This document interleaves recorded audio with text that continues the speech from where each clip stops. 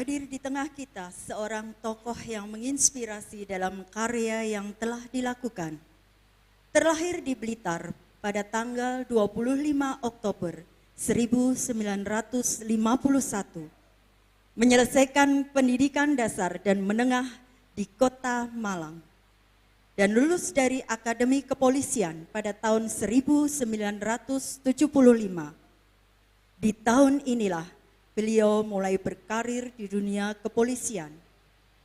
Karir beliau di Kepolisian Negara Republik Indonesia dengan masa dinas 1975 hingga 2010. Jabatan terakhir sebagai Kepala Kepolisian Daerah Papua, masa dinas 2008 sampai dengan 2010. Dan pada tahun 2011 hingga 2014, beliau mendapatkan tugas sebagai Deputi Unit Percepatan Pembangunan Provinsi Papua dan Papua Barat dengan atasan langsung Presiden Republik Indonesia. Sejak tahun 2011 hingga sekarang, beliau berkarya di beberapa perusahaan swasta dengan jabatan sebagai Komisaris dan Direktur Utama. Di antaranya PT Pangansari Utama Food Resources, PT Dwi Satria Utama, PT Daya Prima Lestari, dan PT Bamanat Amiete Papua. Inilah pribadi yang memberikan hati dan sebagai salah satu donatur SMK Bagimu Negeriku, Bapak Inspektur Jenderal Polisi Purnawirawan, Dr. Andus Franciscus Saverius Bagus Ekodanto. Beliau pada hari ini berkenan memberikan pesan dan motivasi bagi kita. Yang kami hormati, Bapak Irjen Polisi Purnawirawan, Dr. Andes FX Bagus Ekodanto, kami persilahkan.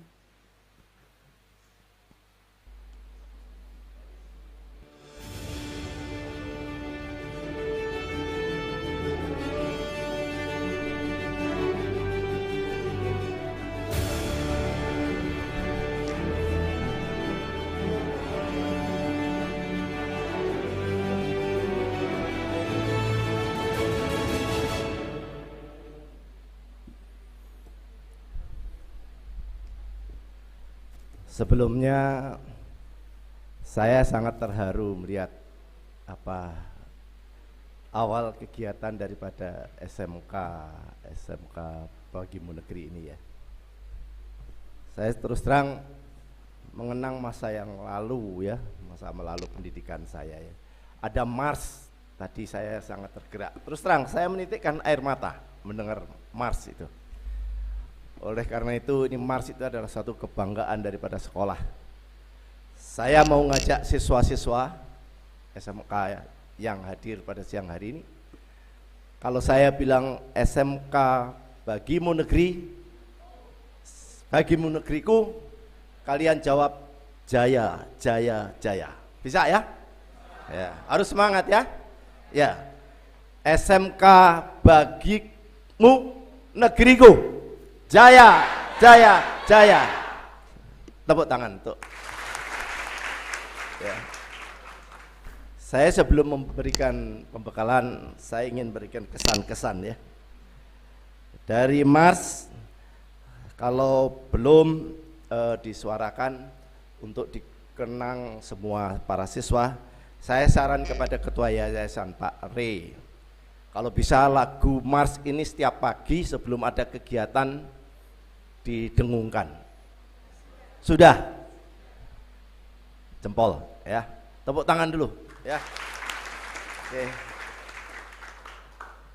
Kemudian saya sarankan kalau kegiatan perpisahan begini tidak diikuti sebagian daripada kelas 1 dan kelas 2 atau kelas berapa ya? 10 dan 11 ya. Tapi kalau bisa nanti semuanya bisa ikut di setiap acara penutupan pendidikan. Oleh karena itu nanti saya bilang sama Ibu Elizabeth, moga-moga gedungnya ini jadi gede Bu Elizabeth, jangan kecil-kecil ya Bu Elizabeth. Nah, ya. Terus tadi saya lihat ada yang berpakaian paskibraka ya. Saya jadi terkenang. Saya ini membawa paskibraka tahun 1985. Ya. Jadi kalau saya lihat paskibraka seperti itu, wih, saya mengenang sekian puluh tahun yang lalu seperti mereka ini. Harus semangat ya yang membawa seragam paskibraka ya. Saya juga sangat apresiasi dengan tema yang hari ini atau dalam penutupan saat ini adalah niskala ya. Tadi disebutkan oleh Pak Daniel, kuat, kokoh, tahan banting ya. Artinya bahwa angkatan 12 ini kalau keluar harus mengenang tema ini gitu loh ya.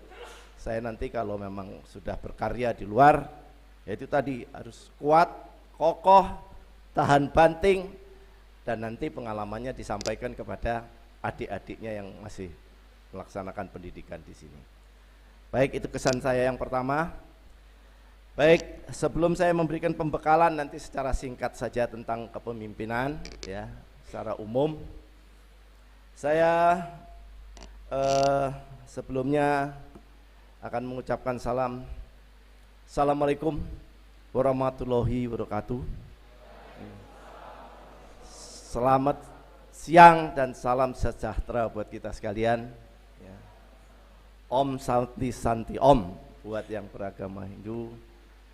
Namo Buddhaya kepada mereka yang beragama Buddha dan sebagainya. Yang pertama-tama saya mengucapkan terima kasih kepada Ibu Ketua Dewan Pembina, Ibu Elizabeth Philip, Kepala Sekolah Pak Daniel, Ketua Yayasan Pak Re Manurung. Beliau ini seperti Pak Re Manurung dan keluarga ini seperti anak saya ya. Jadi beliau adalah anak saya juga ya. Saya terima kasih diundang pada kesempatan penutupan ini untuk memberikan bekal yang akan saya berikan tentang kepemimpinan. Baik, saya akan mulai, rekan-rekan sekalian. Moga-moga ini bisa kita sama-sama laksanakan.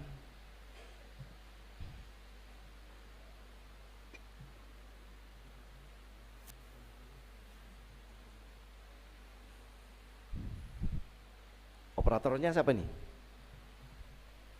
Di mana nih operatornya? Oh, di belakang ya? Ya, baik. Saya akan ingin menyampaikan, adik-adik sekalian, ini buat adik-adik ya. Kalau buat yang senior-senior ya mendengarkan saja ya. Baik. Apa itu kepemimpinan? Ya. Kepemimpinan adalah kemampuan untuk memimpin, mengarahkan, dan memotivasi orang lain untuk mencapai suatu tujuan bersama. Jadi seorang pemimpin, ini saya berikan ini bekal kepada adik-adik sekalian di luar. Jangan selalu hanya berpikir bahwa saya nanti hanya sebagai seorang karyawan, tidak. Tapi adik-adik sekalian harus punya mimpi, punya visi, punya misi, bahwa ada adik-adik sekalian nanti praktek itu tidak hanya sekedar hanya sebagai karyawan, tapi bisa menjadi seorang pemimpin ya. Gimana cara ciri-ciri kepemimpinan? Ciri-ciri pemimpin itu punya visi dan misi, punya angan-angan, punya mimpi ya. Jangan kemudian saya ya udah seperti ini saja, tidak. Tapi harus punya visi, punya misi, yaitu satu angan-angan bahwa besok saya mungkin harus jadi seorang pengusaha yang sukses. Seperti Pak Re itu, pengusaha yang sukses ya. Saya kalau pergi kemana-mana mesti disangoni sama Pak Re ini, karena pengusaha yang sukses ya. Kemudian seorang pemimpin itu harus punya pengaruh ya, karena memimpin itu punya anak buah. Jadi saudara-saudara pemimpin harus bisa mempunyai pengaruh yang baik tentunya kepada nanti yang dipimpin ya. Kemudian harus mempunyai, bisa melakukan komunikasi yang efektif untuk bisa memberikan motivasi dan memandu tim yang saudara pimpin ya. Jadi harus punya, komunikasinya harus bagus, tapi tidak bertele-tele, tapi harus efektif ya. Dan kemudian punya pengembangan tim. Jadi kalau sudah memimpin itu harus punya visi dan misi, kemudian harus punya kemauan daripada sang pemimpin itu untuk mengembangkan timnya lebih baik. Ada satu semboyan, hari ini harus lebih baik daripada kemarin, hari esok juga harus lebih baik daripada hari ini. Nah, seperti itu. Nah, ini harus saudara sekalian, adik-adik sekalian punya ini. Dan jenis kepemimpinan itu ada 3. Kepemimpinan yang transaksional, yaitu ada imbalan, ada transaksi di situ. Ya. Kalau di bidang kepolisian, itu ada contoh di Amerika itu, kalau seorang kepala polisi di suatu provinsi itu bagus, dia bisa ditawari, kamu saya naikin gaji, mimpin di provinsi saya. Nah seperti itu, ada transaksi. Karena dilihat prestasinya bagus. Tapi kalau di Indonesia enggak seperti itu ya. Tapi kalau di swasta bisa seperti itu. Kalau Anda bagus di satu perusahaan, kemudian dilihat oleh perusahaan yang lain, ditawari kita, ayo ikut saya berikan fasilitas lebih daripada tempat kamu bekerja sekarang. Jadi ada transaksi. Kalau secara profesional boleh saja seperti itu ya. Kemudian ada kepemimpinan yang transformasional. Ini ada kepemimpinan yang ingin selalu melakukan perubahan-perubahan ya. Dan yang ketiga adalah kepemimpinan yang situasional, kepemimpinan yang bisa menyesuaikan dengan keadaan di mana kita bertugas, di mana kita bekerja. Ini jenis-jenis kepemimpinan ya, ada 3. Kemudian apa manfaat daripada seorang memimpin ini? Apa manfaat dari kepemimpinan yang dimiliki oleh seorang pemimpin? Yang pertama itu adalah untuk meningkatkan produktivitas daripada tanggung jawabnya dalam bekerja. Jadi kita harus bisa bahwa meningkatkan produktivitas di mana kita bekerja. Kalau hanya begitu-begitu saja ya, ini nggak ada manfaatnya seorang pemimpin. Seorang pemimpin juga harus meningkatkan bisa kepuasan kerja, di mana bisa kita berikan kemampuan ini kepada perusahaan, ataupun kepada pemilik, ataupun kepada rekan-rekan kita yang kita pimpin ya. Dan yang ketiga adalah meningkatkan kemampuan tim. Seorang pemimpin harus bisa meningkatkan kemampuan timnya yang dia pimpin ya. Kalau timnya ini hanya begitu-begitu saja juga, tidak ada satu perubahan saat-saat dia memimpin, dia berarti bahwa ada sesuatu hal kekurangan dia untuk memimpin daripada timnya itu. Kemudian yang keempat adalah meningkatkan kepercayaan dan loyalitas kepada anggotanya. Jadi anggota yang dipimpin harus percaya apa yang dikatakan oleh seorang pemimpin itu gitu ya. Tentunya dengan harapan seperti ini, pemimpin itu harus bisa memberikan contoh yang baik ya. Dan sikap yang harus bagaimana yang kita tunjukkan oleh seorang pemimpin. Seorang pemimpin itu, jadi pemimpin harus mempunyai sikap yang positif, yaitu adalah sikap integritas, sikap keterbukaan, sikap yang empati, ada keadilan dan tanggung jawab ya. Bagaimana dengan sikap yang efektif? Itu juga harus dilakukan oleh seorang pemimpin untuk mampu berkomunikasi dengan efektif untuk memberikan motivasi dan memandu daripada timnya ya. Kemudian dia harus bisa mengambil suatu keputusan untuk mampu dengan mengambil keputusan yang tepat dan bertanggung jawab ya. Kemudian dia harus bersikap fleksibilitas, yaitu mampu menyesuaikan diri dengan perubahan dan situasi di mana dia berada. Dan pemimpin harus punya inovatif, yaitu mampu untuk berpikir kreatif dan inovatif untuk menyelesaikan masalahnya. Kemudian seorang pemimpin harus mempunyai motivasi, mampu untuk menginspirasi anggota tim untuk mencapai tujuan ya. Ini seorang pemimpin harus memiliki sikap-sikap seperti itu. Dan yang boleh tadi Mas, yang ada 3 sikap semboyan tadi, engarso sung tulodo tadi. Jadi di falsafah Jawa ya, seorang pemimpin itu ada masalah kepemimpinan itu ada 3. Seorang pemimpin itu harus memiliki sikap engarso sung tulodo, yang artinya di depan dia memimpin, di depan dia bisa memberikan contoh, di depan dia bisa memberikan menunjukkan integritasnya dia kepada anak buahnya. Kemudian yang kedua adalah ing madya mangun karso. Di tengah-tengah dia bisa membangun kemauan, membangkitkan motivasi daripada anggotanya untuk mencapai tujuan yang bersama. Dan yang ketiga, seorang pemimpin dia harus mempunyai satu semboyan juga tutpuri handayani. Jadi di belakang dia bisa mendorong, memberikan dukungan kepada orang yang dipimpinnya. Jadi seorang pemimpin itu tadi, engarso sung tulodo itu maksudnya di depan dia harus bisa menjadikan contoh. Contoh konkretnya, kalau dia kerja, maksudnya kerja jam 8, ya dia jangan masuknya jam 9, gitu ya. Kalau dia harus mengajarnya mulai jam 8, jangan dia masuknya jam setengah 10, gitu ya. Tapi dia harus bisa memberikan contoh, baik disiplin, baik waktunya, dan sebagainya. Itu adalah di depan dia harus bisa memberikan contoh. Di tengah-tengah atau dikatakan tadi, ing madya mangun karso, artinya seorang pemimpin bangun motivasi anak buahnya dengan baik.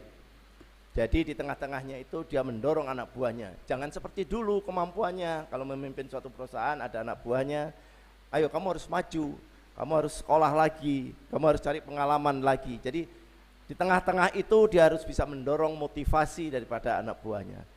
Dan yang terakhir yang dikatakan tutpuri handayani, dia di belakang harus memberikan dorongan, dukungan kepada anak buahnya untuk bisa maju. Ini kira-kira adik-adik sekalian yang saya berikan secara singkat tentang kepemimpinan buat angkatan 12 yang akan mengalami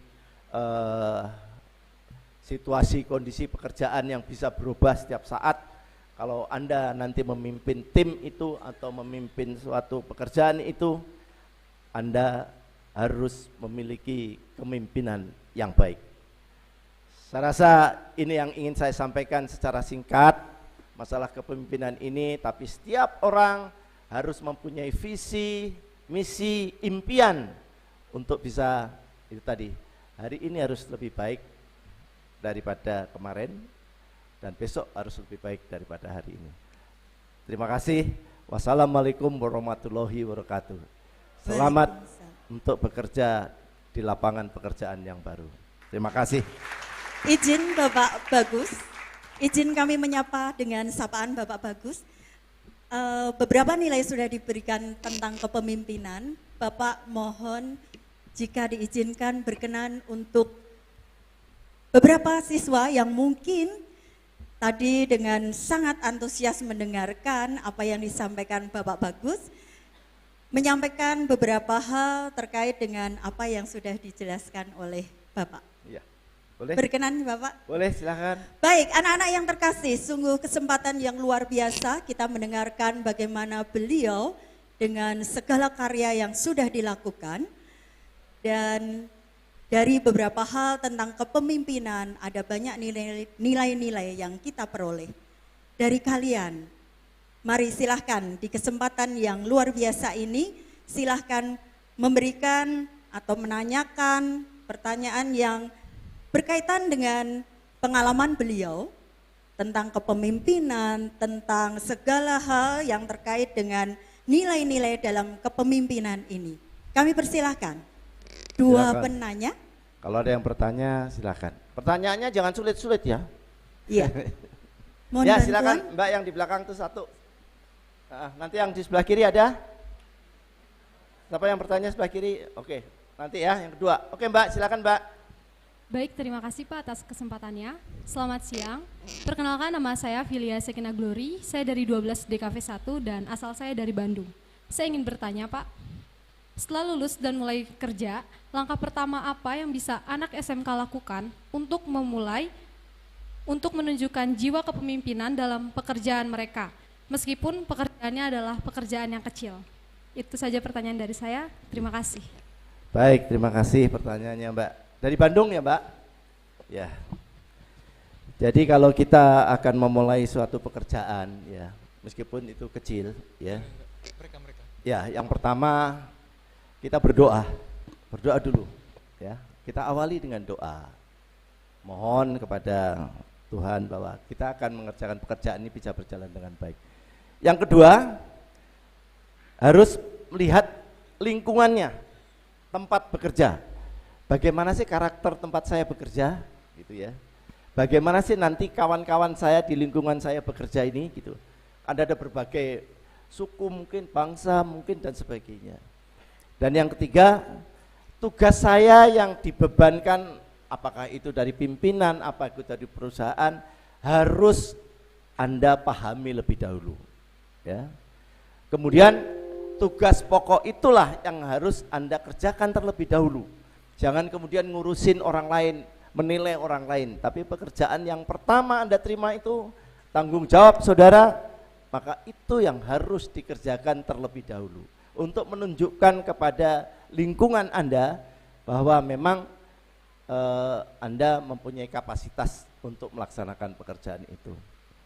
Dan tentunya jangan malu-malu untuk bertanya ya. Ini dengan teman-teman yang sudah pengalaman mungkin 1 tahun 2 tahun di atas saudara, jangan terus kemudian kita malu bertanya, saya enggak tanya, saya enggak. Dan pintar-pintar bergaul, itu adalah satu kesuksesan buat saudara, karena bergaul itu adalah berkomunikasi. Ya, jadi kalau ingin menjadi sukses, yang satu Anda bisa dipercaya, yang kedua Anda punya memang kemampuan, dan yang ketiga Anda bertanggung jawab. Itu yang harus dikerjakan. Baik, makasih ya Mbak. Sebelah kiri sama Mas. Tadi ya.